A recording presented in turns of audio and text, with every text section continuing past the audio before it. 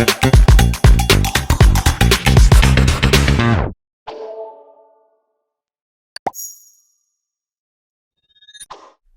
Guys, welcome to the BMA journey. So आज हम लोग देखने वाले हैं अष्टांग हृदय सूत्र स्थाना का 7th चैप्टर अन्न रक्षा अध्याय।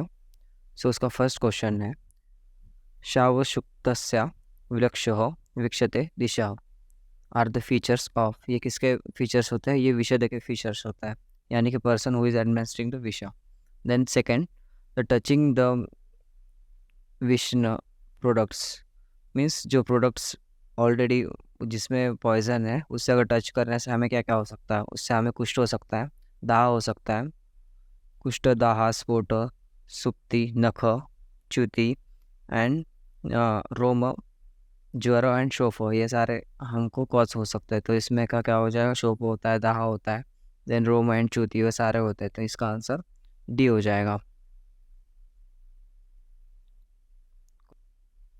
Question number third, treatment of and विषान्न स्पर्श विकाराज। तो विषान्न स्पर्श के जो विकाराज है उसकी ट्रीटमेंट क्या होगी? तो उसमें हम लोग क्या क्या दे सकते हैं? सेक दे सकते हैं और प्रलेप दे सकते हैं। तो मतलब इसका आंसर क्या हो जाएगा? डी। तो उसका एक श्लोक है, सेक प्रलेपाश्च सव्य चंदनम पदम पदमैके है। तो इसमें हम लोग क्या क्या कर सकते हैं? सेक और प्रलेप दे सकते हैं। इसमें भी स्पेसिफिक चंदन का कर सकते हैं। तो question number fourth, following it is a वातगत विष लक्षण। वातगत विष लक्षण कौन कौन से होता है? चिमचिमयन होता है, देन दंत हर्ष होता है, देन हनुस्तंभ, ये सारे होता है। तो इसका भी आंसर क्या हो जाएगा? D, all of the above. Question number fifth, आमाशयगत विष लीड्स आमाशय विषगत लक्षणास। तो आमाशयगत विष के क्या क्या लक्षण होते हैं? स्वेद, मूर्छा, देन आत्मान, मद, भ्रम, रोमहर्ष, दाह, चक्षुरोधनम, हृदय शोधनम एंड बिंदुभि एंड अंगनाम, ये सारे किसके लक्षण होते हैं? तो आमाशयगत विष के ये सारे लक्षण होते हैं। तो हम लोगों ने अभी कौन सा देखा है? तो इसका आंसर क्या हो गया? चक्षुरोध होता है एंड हृदय रोग। तो इसका आंसर हो जाएगा D, A and B. Question number 6, following is consider as the विरुद्ध आहार। तो विरुद्ध आहार किसे कहा जाता है? दधी एंड शर्करा, ये तो अच्छा कॉम्बिनेशन माना जाता है। देन दधी एंड आम्लकी, ये भी नहीं है। देन दधी एंड मुद्ग रसा, ये इससे भी अच्छा कॉम्बिनेशन माना जाता है। तो क्षीर एंड आम्ल रसा, ये दोनों के रसा अलग अलग होता है। तो आंसर हो जाएगा डी, क्षीर विद आम्ल रसा। क्वेश्चन नंबर 7, विरुद्ध आहार इज कंसिडर एज। विरुद्ध आहार क्या कंसिडर किया जाता है? तो विरुद्ध आहार हमें गर्भ विषय कहा जाता है। क्यों कहा जाता है? तो विरुद्धम अपि च आहारम विद्यातः विषः गर्भोपम, तो उसे विरुद्ध आहार को गर्भ विषय कहा गया है। तो question number 8, milk should not be taken along with. Milk किसके साथ नहीं खाना चाहिए?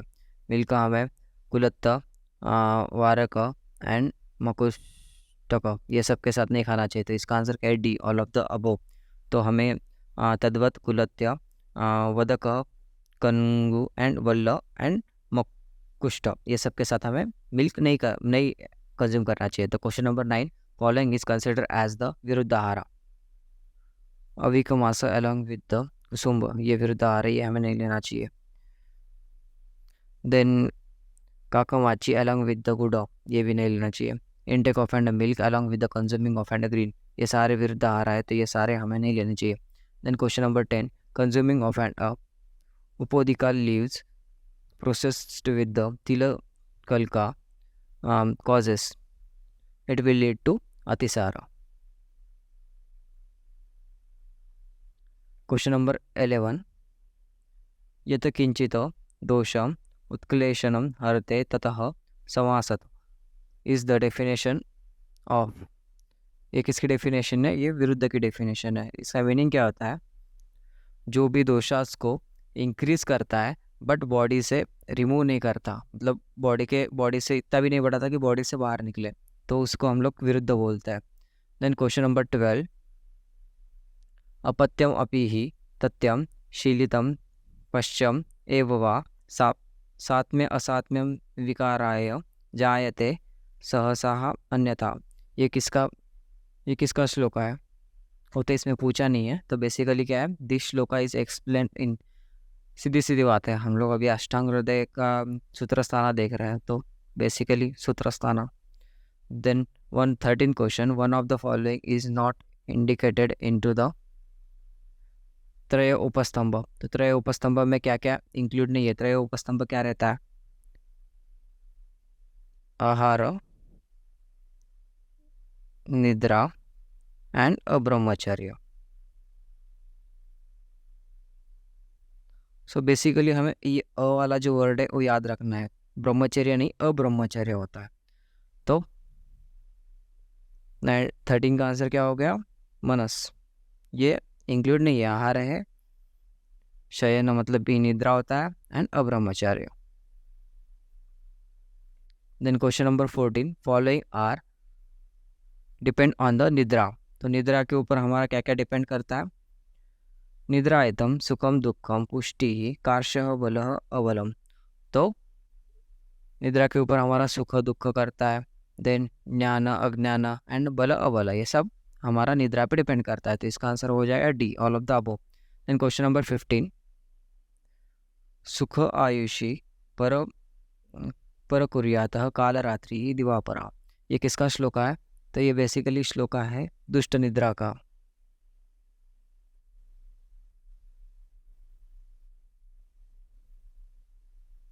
और दुष्ट निद्रा में अनिद्रा, अति निद्रा एंड अकाल निद्रा ये सब आता है। तो इसका आंसर भी क्या हो जाएगा? डी। क्वेश्चन नंबर 16, अरुक्ष एंड अनाविशंदी आर द क्वालिटीज ऑफ। ये किसकी क्वालिटीज होती है? तो रात्रि निद्रा की नहीं, रात्रि जागरण की नहीं, दिवा स्वप्न की नहीं। तो इसका आंसर क्या होता है? डी होता है, असीनो प्रचलायितम एंड अनाविशंदी। क्वेश्चन नंबर 17, दिवा स्वप्न is contraindicated except in. Except पूछा है, एक तो कॉन्ट्राइंडिकेटेड भी बोला है और एक तो एक्सेप्ट बोला है। तो मतलब किस में करना चाहिए, किस किस में करना चाहिए हमें? अजीर्ण में नहीं होता है, अनुमत्ता नहीं, अभिघाता नहीं। तो और इसका आंसर क्या हो जाएगा? All of the above. हमें किस किस में करना चाहिए उसमें का एक भी यहाँ पे नहीं है। तो बेसिकली हमें करना किस किस चीज़ में चाहिए? एक तो ग्रीष्म ऋतु में करना चाहिए, क्योंकि ग्रीष्म ऋतु समर रहता है, हीट ज़्यादा रहती है, तो हम कर सकते हैं। अगर बॉडी में वायु का चलो हुआ है या फिर वायु बढ़ा है तो भी हम लोग दिवा स्वप्न कर सकते हैं, या फिर आदान काल में यानी कि समर में। क्वेश्चन नंबर 18, इन विच ऋतु दिवा स्वप्न इट इज़ अ बेनिफिशियल। तो अभी अभी हमने देखा था कि समर में कर सकते हैं। समर मतलब क्या होता है? ग्रीष्म।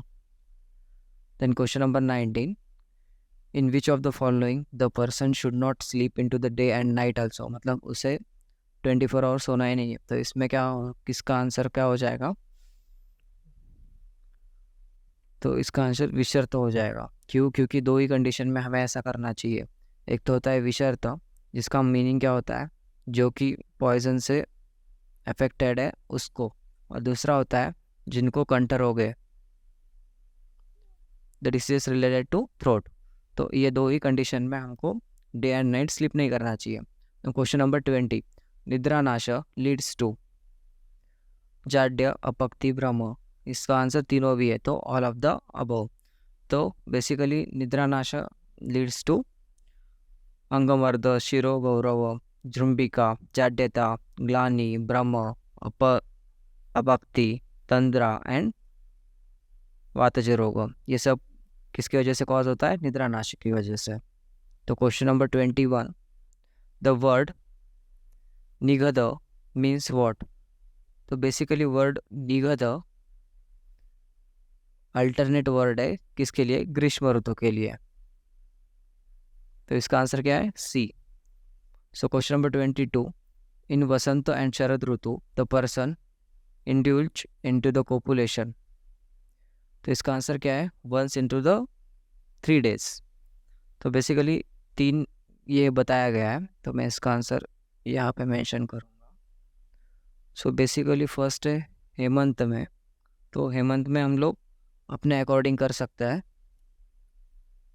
अपने लाइकिंग के हिसाब से। जस्ट हमें क्या यूज़ करना होता है, वाजीकरण औषधि यूज़ करना चाहिए।